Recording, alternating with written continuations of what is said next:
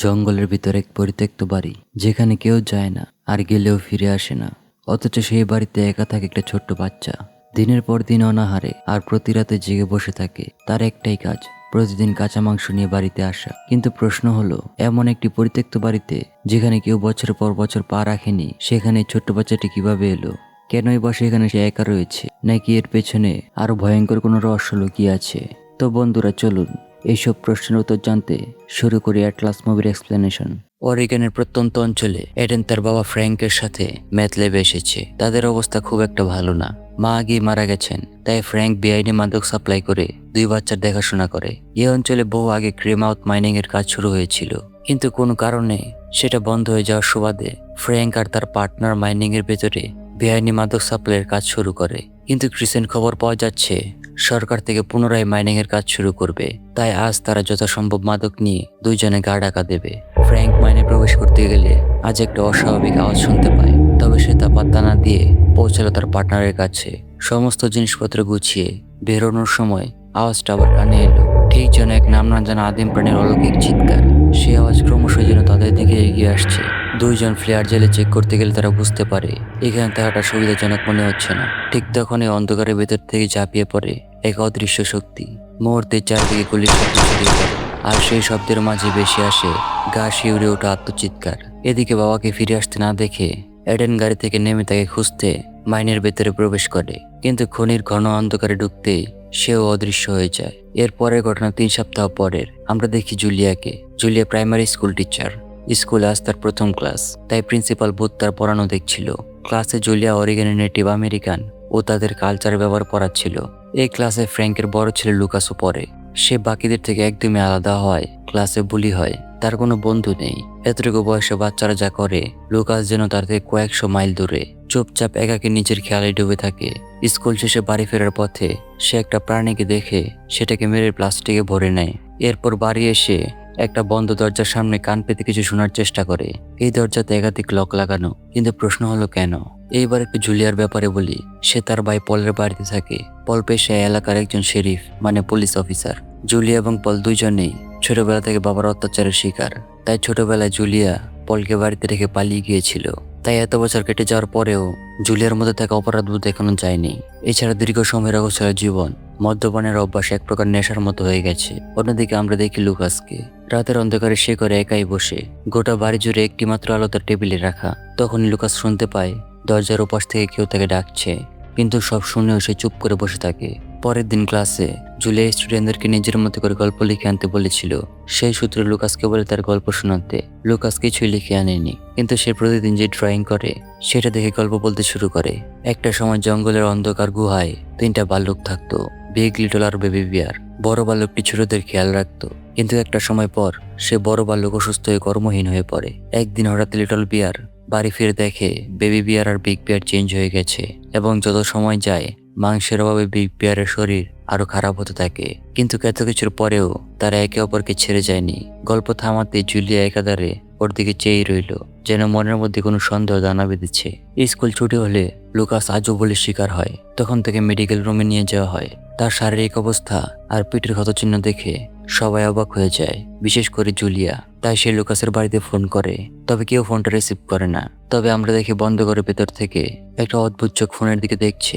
আজ ছুটির সময় লুকাসকে একেবারে ফিরতে দেখে জুলিয়া ওর পিছু নিল। লুকাস আইসক্রিমের দোকানের সামনে একাধারে দাঁড়িয়ে আইসক্রিম দেখছে। বোঝা গেল সে এভাবে তার ইচ্ছাগুলো দমিয়ে রাখে। তখনই জুলিয়া এসে তাকে নিয়ে দোকানে ঢুকে আইসক্রিম খেতে দেয়। গল্পের মাঝে জুলিয়া আসল ব্যাপারটা জানার চেষ্টা করে। জুলিয়া জানতে পারে লুকাসের মা মারা গেছে, ঠিক তার মায়ের মতো। লুকাসের ভাই এডেন আগে স্কুলে পড়তো, কিন্তু একটা সময় পর সে ডিসকন্টিনিউ করে। তবে কারণটা জানার আগেই লুকাস বেরিয়ে যায়। সে ফেরার পথে আজ একটা মৃত হায়না খুঁজে পেলে সেটাকে প্লাস্টিকে ভরতে শুরু করে। অন্যদিকে লুকাস বাড়িতে পৌঁছানোর আগে জুলিয়ার বাড়িতে যায় ব্যাপারটা খতিয়ে দেখতে। জঙ্গলের শেষ প্রান্তে একদম পরিত্যক্ত একটা বাড়ি। কেউ দেখে বলবেই না যে এখানে মানুষ থাকে। নক করতে গিয়ে দেখলো দরজাটাও খোলা। অন্ধকারে গভীর থেকে ভেসে আসে অস্পষ্ট কিছু শব্দ। সেই শব্দ শুনে ভয়ে আর সামনে এগোনোর সাহস হয় না তার, তাই দ্রুত সেখান থেকে ফিরে যায়। রাতে লুকাসের ছেঁড়া ড্রয়িংগুলো নিয়ে দেখার সময় চিন্তা আরো বাড়তে থাকে। তার সন্দেহ লুকাস নিশ্চয়ই তার বাবার অত্যাচারের শিকার। অন্যদিকে আমরা লুকাসকে দেখি সকালের হায়নাটা কেটে কাঁচা মাংসগুলো নিয়ে উপরে দরজা খুলে ভেতরে প্রবেশ করে। প্লেটটা একটু দূরে রেখে কারোর জন্য অপেক্ষা করতে থাকে। আর তখনই ঘন অন্ধকারের ভেতর থেকে এক বিকৃত পৈশাচিক প্রাণী বেরিয়ে আসে এবং এই প্রাণী আর অন্য কেউ নয়, লুকাসের বাবা ফ্র্যাঙ্ক। মাংস নিয়ে ফ্র্যাঙ্ক চলে যেতেই গুটি গুটি পায়ে বেরিয়ে আসে এডেন। তার অবস্থাও খুবই খারাপ, মনে হচ্ছে কোনো অজানা রোগ ধীরে ধীরে তার শরীর গ্রাস করছে। পুরো শরীর জুড়ে কালচে দাগ। লুকাস ফ্র্যাঙ্কের জন্য কাঁচা মাংস আনলেও ভাইয়ের জন্য সাধারণ খাবার এনেছে। কিন্তু প্রশ্ন হলো, তাদের এমন ভয়ঙ্কর অবস্থা কিভাবে হলো? এদিকে রহস্যের সমাধান করতে জুলিয়া পলকে ফ্র্যাঙ্ক ভাইপারের ব্যাপারে জিজ্ঞেস করে। ফ্র্যাঙ্ক এই নামটির সাথে লোকাল পুলিশ, বিশেষ করে পল, খুবই পরিচিত। সে বহুবার বেআইনি কাজে ধরা পড়েছে, কিন্তু বাড়ির অবস্থা আর দুই সন্তানকে দেখে পুলিশ থেকে প্রতিবারই ওয়ার্নিং দিয়ে ছেড়ে দিয়েছে। চাইল্ড কেয়ার সার্ভিস মনে করেছিল ফ্র্যাঙ্ক তার ছেলেদের দেখাশোনা করতে পারবে, তাই তেমন কোনো সমস্যা হয়নি। কিন্তু জুলিয়া কেন এগুলো জিজ্ঞেস করছে? তখন জুলিয়া সম্পূর্ণ ব্যাপারটা জানায়, সাথে এটাও বলে সে তার বাড়িতে গিয়েছিল কিন্তু কাউকে খুঁজে পায়নি, যেন তার বাড়িতে কেউ থাকে না। তাই সে পলকে রিকোয়েস্ট করে ফ্র্যাঙ্কের বাড়িতে গিয়ে চেক করতে। মাঝরাতে লুকাস নিজের আঁকি নিয়ে ব্যস্ত। এভাবে কত রাত জেগে কাটছে তার কোনো হিসাব নেই। রাত হলে শোনা যায় ফ্র্যাঙ্ক আর এডেনের চিৎকার। একটু আগেও সে এডেনকে খাইয়েছে, তা সত্ত্বেও খিদের কারণ দরজা টাকা দিচ্ছে, কিন্তু এ কেমন খিদে যা কোনোভাবে মেটে না। লুকাস এসব আওয়াজ উপেক্ষা করে কানে হেডফোন লাগিয়ে পুতুলকে জড়িয়ে চুপচাপ বসে থাকে। সকাল হতে সে চলে আসে জঙ্গলে ট্র্যাপ সেট করতে। তখন দূরে কিছু একটা আওয়াজ শুনে সে লুকিয়ে দেখে প্রাক্তন পুলিশ অফিসারের স্ট্রোক। বড় গাছের নিচে একটা মানুষের বিকৃত বডির সামনে দাঁড়িয়ে অবাক দৃষ্টিতে তাকিয়ে আছে। আজকে স্কুলে জুলিয়া লুকাসের ডেস্ক থেকে কয়েকটা অদ্ভুত ড্রয়িং, অ্যানিমেল ট্র্যাপ আর স্পিরিট রিলেটেড কিছু বই খুঁজে পায়, যা রীতিমতো সন্দেহ বাড়িয়ে তোলে। তাই এগুলো নিয়ে প্রিন্সিপালকে দেখালে তিনি রীতিমতো অবাক। তাই প্রিন্সিপাল নিজের বাড়িতে গিয়ে ফ্র্যাঙ্কের সাথে কথা বলবে বলে তাকে আশ্বস্ত করে। বিকেলে মল থেকে বেরোনোর সময় জুলিয়া দেখে স্ট্রোক পলের সাথে জঙ্গলে পাওয়া বডিটা নিয়ে ডিসকাস করছে। স্ট্রোক চলে গেলে জুলিয়া পলকে বিষয় জিজ্ঞাসা করলে পল জানায় আধখাওয়া একটা বডি জঙ্গলে পাওয়া গেছে, যার বাকি পার্টগুলো উদ্ধার হয়েছে সেই ম্যাথ ল্যাব থেকে, এবং সেটাকে পোস্টমর্টম করতে পাঠিয়েছে। অর্থাৎ এই বডি হলো ফ্র্যাঙ্কের পার্টনারের। রাতে লুকাস এডেনের সাথে দেখা করলে লক্ষ্য করে তার অবস্থা আগের থেকে অনেক বেশি খারাপ। অন্য দিনের মতো তাকে নর্মাল খাবার দিলে সে বমি করে ফেলে আর গলা দিয়ে কালো রক্ত বেরোতে থাকে। কিন্তু লুকাসের বিশ্বাস তার বা এই কঠিন রোগ থেকে একটা সময় পর নিশ্চয়ই সেরে উঠবে। অন্যদিকে পোস্টমর্টমের রিপোর্টে লোকটার বিভৎস বডি দেখে সবাই অবাক, কারণ কোন জঙ্গলি পশু এভাবে কাউকে খায় না। আর এর থেকে আশ্চর্যের বিষয়, তার শরীরে যে দাঁতের চিহ্ন পাওয়া গেছে সেটা মানুষের। এই ঘটনা তাদের চিন্তা আরো বাড়িয়ে দেয়। পরদিন সকালে প্রিন্সিপাল জুলিয়াকে দেওয়া কথা মতো লুকাসের বাড়ি যায় ফ্র্যাঙ্কের সাথে দেখা করতে, কিন্তু স্বাভাবিকভাবে তার বাড়িতে কাউকে দেখতে না পেয়ে ভেতরে প্রবেশ করে। তবে সে বুঝতে পারে না উপর জানালা থেকে কেউ তার দিকে নজর রাখছে। বোধ ঘরের অবস্থার পচা গন্ধ শুকে বুঝতে পারে এখানে কিছু একটা তো হয়েছে। সেই সূত্র ধরে কিছু সময় খোঁজার পরেই তার নজর পড়ে উপরে বন্ধ দরজাটার দিকে, যার ভেতর থেকে এডেনের আওয়াজ শোনা যাচ্ছে, যেন সে খুব কষ্টের মধ্যে আছে। বোধ সময় নষ্ট না করে ভেতরে ঢুকে চারদিকে রক্ত আর বিভৎস পচা গন্ধে জ্ঞান হারানোর অবস্থা। তখনই অসুস্থ এডেনকে দেখে সে অবাক হয়ে যায়। সে বুঝতে পারে না তার ঠিক কি হয়েছে। আর তখন এই পিছন থেকে ফ্র্যাঙ্ক এসে তাকে নৃশংসভাবে শেষ করে দেয়। অন্যদিকে স্কুলে লুকাস হর্নযুক্ত একটা কোট বানিয়ে সেটাই তার রক্ত উৎসর্গ করতেই ফ্র্যাঙ্ক যন্ত্রণা চিৎকার করতে থাকে, আর তার প্রত্যেকটা অঙ্গ প্রত্যঙ্গ ভেঙে শরীরের ভেতর থেকে বেরিয়ে আসে এক বিভৎস প্রাণী। ইতিমধ্যে পুলিশ অনুমান করতে পেরেছে যে ফ্র্যাঙ্ক আর তার সহকর্মী নিশ্চয়ই মাইনিং এর ম্যাথ ল্যাবে কোনো বেআইনি কাজ করছিল। তাই ঘটনাস্থলে প্রমাণ সংগ্রহ করতে গেলে তার একটা ভাঙা শিং বা হর্ন খুঁজে পায়। তবে এই কাজে বেশিক্ষণ সময় দিতে পারল না, কারণ স্টেশন থেকে একটা মিসিং রিপোর্টের খবর পাওয়া গেছে। স্কুল শেষ করে লুকাস বাড়ি ফেরার সময় জঙ্গল তার পথ আটকে দাঁড়ায় বলি করা ছেলেটা। তখন পেছন থেকে মুহূর্তে এক বিশাল প্রাণী ছেলেটার উপর ঝাঁপিয়ে পড়ে। লুকাস ভয়ে ছুটে বাড়িতে আসলে দেখে প্রিন্সিপাল ম্যাডামের গাড়িটা তখনও দাঁড় করানো। তার বুঝতে বাকি থাকে না বিশাল একটা অঘটন ঘটে গেছে। সে হন্তদন্ত হয়ে উপরে আসলে এক ভয়ঙ্কর দৃশ্য দেখে তার রক্তহীন হয়ে যায়। সারা বাড়ি রক্তাক্ত, সেই রক্তের দাগ পৌঁছে গেছে ভাঙা একটা জানলার দিকে। তখন ঠান্ডা মাথায় লুকাস ভূতের গায়ে ডেকে ঘরের মেঝেতে লেগে থাকা সব রক্ত পরিষ্কার করে চুপটি করে বসে রইল। ইতিমধ্যে থানায় ভূতের মিসিং রিপোর্ট ফাইল করেছে। এই এলাকায় মিসিং হওয়াটা খুব রেয়ার ঘটনা, তাই সার্চ টিম নামতে একটু সময় লাগবে। তবে পল জুলিয়া থেকে জানতে পারলো আজ ভূতের ফ্র্যাঙ্কের বাড়িতে যাওয়ার কথা ছিল। হয়তো সেখানে কিছু হয়েছে, তাই রাত একজন টিম মেম্বারকে নিয়ে সে চলে যায় ফ্র্যাঙ্কের বাড়ি। তার বাড়ির অবস্থা দেখে অস্বাভাবিক কিছু আন্দাজ করতে পারলেও সার্চ ওয়ারেন্ট না থাকায় তারা ভেতরে ঢুকতে পারে না। আর লুকাস তাদের আওয়াজ শুনেও চুপ করে থাকে। তাই পল ঠিক করে কাল সার্চ ওয়ারেন্ট নিয়ে আবার আসবে। তবে সকালতে চাপ আরো বাড়লো, কারণ স্কুলের বাচ্চাটার মিসিং রিপোর্ট নিয়ে তার বাড়ির লোকজন হাজির হয়েছে। পল জানে সিস্টেমের আওতায় পুরো ব্যাপারটা খতিয়ে দেখতে সময় লাগবে, কিন্তু জুলিয়া মানতে চায় না, কারণ তার দৃঢ় বিশ্বাস এই ঘটনার সাথে লুকাসের বাবা ফ্র্যাঙ্ক কোনোভাবে জড়িত।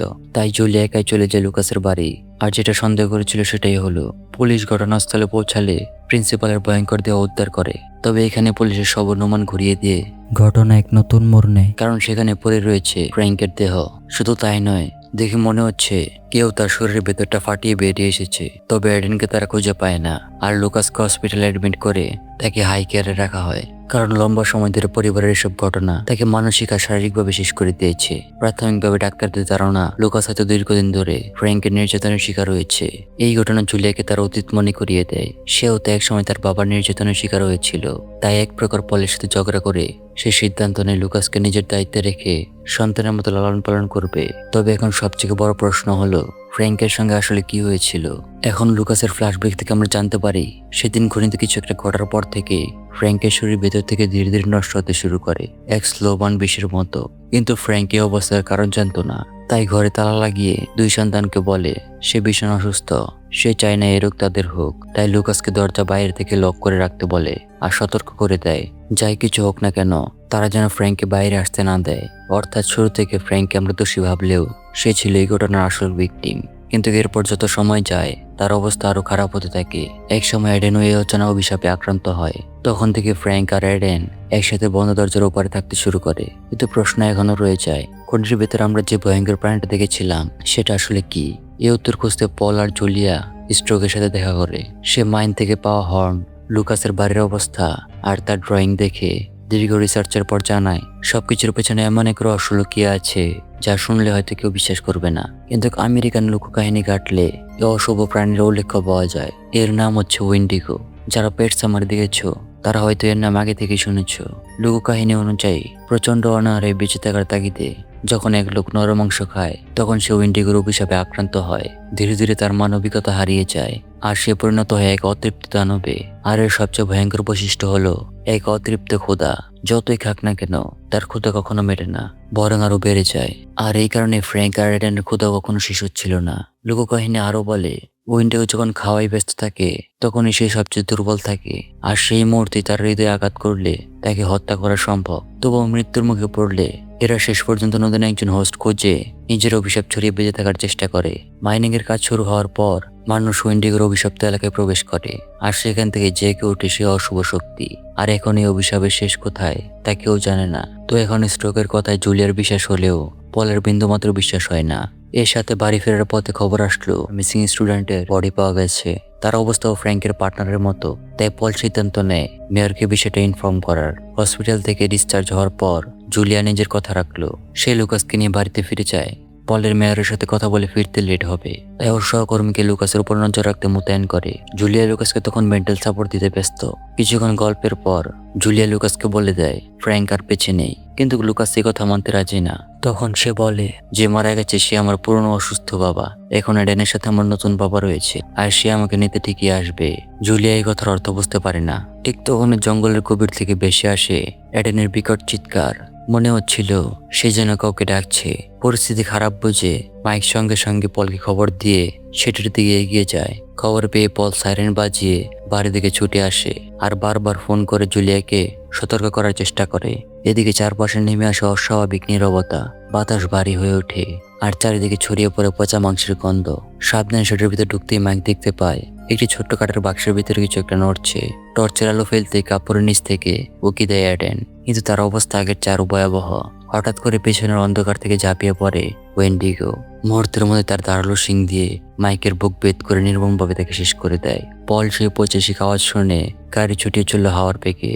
জুলিয়া বেগতিক দেখে লুকাসকে বুকে জড়িয়ে ধরে বাইরের দৃশ্য দেখছে। ততক্ষণে পল এসে মাইকের ভয়াবহ অবস্থা দেখে কি করবে ভেবে না পেয়ে সে এডেনকে বাঁচাতে গেলে পেছন থেকে এক ঝটকায় উইন্ডিগো পলকে ছুঁড়ে ফেলে দেয়। তার পৈশাচিক রূপ দেখে পল কোনোভাবে নিজেকে সামলে আঘাত করতে যেতেই উইন্ডিগো আবার তার হর্ন দিয়ে পলকে ক্ষতবিক্ষত করে দেয়। নিজেকে বাঁচানোর চেষ্টায় পল হাতের সামনে লোহার একটা রড সেটার শরীরে ঢুকিয়ে দেয়, কিন্তু এতে কোনো লাভ হয় না।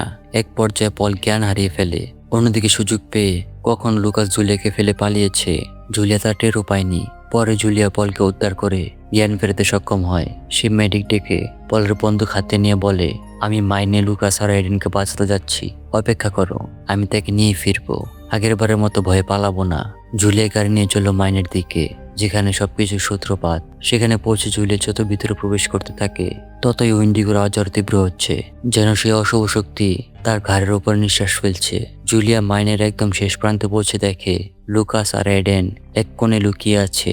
দুইজনের মুখে এমন এক আতঙ্ক যেন তারা কোনো দুঃস্বপ্নের সামনে দাঁড়িয়ে আছে। জুলিয়া টর্চের আলো ঘোরাতে সামনে দেখে উইন্ডিগো। সে যখন নিজের শিকার ছিঁড়ে ছিঁড়ে খাচ্ছে, তার কি বিভৎস রূপ, যেন নরক থেকে উঠে আসে এক অমানবিক দানব। হঠাৎ শয়তানটা জুলিয়ার দিকে চাইতেই ভয়ে তার শরীর ঠান্ডা হয়ে যায়, কারণ উইন্ডিগোর মুখে ঝুলে রয়েছে ফ্র্যাঙ্কের ছেঁড়া মুখের চামড়া। মুহূর্তের মধ্যে শয়তানটা জুলিয়ার দিকে ঝাঁপিয়ে পড়ে, আর তখন জুলিয়া পরপর গুলি চালাতে থাকে, কিন্তু তার কিছুই হয় না। এক পর্যায়ে গুলি শেষ হতেই পিছন থেকে এক ধাক্কায় উইন্ডিগো থেকে ছুড়ে ফেলে দেয়। জুলিয়া প্রাণ বাঁচানোর জন্য সামনে পড়ে থাকা একটা ফ্লেয়ার দিয়ে তাকে আটকানোর চেষ্টা করে। আগুনের জন্য কাবু হয়েছে দেখে জুলিয়া আর দেরি করলো না। তার মনে পড়ে যায় স্ট্রোকের কথা। উইন্ডিগো যখন তার শিকারকে খায় তখন তার বুকে আঘাত করো, তাই জুলিয়া পাশে পড়ে থাকা একটা লোহার রড তুলে সোজা ওর বুকে ঢুকিয়ে দেয়। একবার দুইবার বারবার আঘাতের ফলে উইন্ডিগো আহত হয়ে পড়লেও জুলিয়াকে মারতে এগিয়ে যায়। আর তখনই পিছন থেকে লুকাস ওর পিঠ বরাবর রড ঢুকিয়ে দিলে উইন্ডিগো বিশাল শরীরটা নিয়ে মাটিতে লুটিয়ে পড়ে। এরপর জুলিয়া আর এক মুহূর্ত দেরি না করে একের পর এক আঘাতে উইন্ডিগোর বুক চিরে তার লাভার মতো জ্বলন্ত হৃৎপিণ্ড বের করার চেষ্টা করে। অনেক কষ্টে সেটি বের করলেও হাড়টা স্পর্শ করতে জুলিয়ার হাত যেন এসিডে পড়ে যাওয়ার মতো জ্বলে ওঠে। জুলিয়া যখন উইন্ডিগোর হাট আগুনে পুড়িয়ে ধ্বংস করতে যায় তখনই যন্ত্রণায় চিৎকার করে ওঠে এডেন, কারণ ফ্র্যাঙ্কের মতো সেও উইন্ডিগো শিকার হয়েছিল। আর উইন্ডিগো সবসময় বাঁচার জন্য নতুন হোস্ট খোঁজে, অর্থাৎ এখন উইন্ডিগোর হার্ট নষ্ট করলে এডেনও শেষ হয়ে যাবে, যেটা লুকাস কিছুতেই হতে দেবে না। জুলিয়াকে অবশেষে আটকালো লুকাস, কিন্তু এখন চাইলেও তো এডেনকে বাঁচানো সম্ভব নয়। লুকাসের ভাই সেদিনই শেষ হয়ে গিয়েছিল যেদিন ফ্র্যাঙ্ক মাইনে উইন্ডিগোর শিকার হয়। এডেন এখন লুকাসের ভাই নয়, বরং এক বহুরূপী মাত্র। অবশেষে লুকাসে কঠিন বাস্তবকে মেনে চোখ ঢেকে সরে দাঁড়ালে জুলিয়া এডেনকে শেষবারের মতো বুকে জড়িয়ে ধরে চিরতরে শেষ করে এডেনের আত্মাকে শান্তি দেয়, এবং এই ঘটনার সাথে শেষ হয় এক ভয়ঙ্কর বিভীষিকাময় রাত। এরপর আমাদের বেশ কিছুদিন পরে ঘটনা দেখানো হয় লুকাসকে আপাতত জুলিয়া নিজের কাছে রাখবে, কিন্তু পলের বিশ্বাস উইন্ডিগোর কিছু অংশ এখন হয়তো তার মধ্যে রয়েছে। জুলিয়া অবশ্য হয়তো কিছু ভাবতে রাজি নয়, সে একটা সুন্দর জীবনের আশায় রয়েছে। জুলিয়াকে নিয়ে চলে গেলে এখানে আসে মুভির আসল টুইস্ট। আমরা দেখি পলের কাশির সাথে তার মুখ থেকে কালো রক্ত বেরিয়ে আসছে, ঠিক যেমনটা ফ্র্যাঙ্ক আর এডেনের সাথে হয়েছিল। অবশেষে এই দৃশ্যের সাথে শেষ হয় আজকের মুভি। দেখা হবে নতুন ভিডিওতে। আল্লাহ হাফেজ।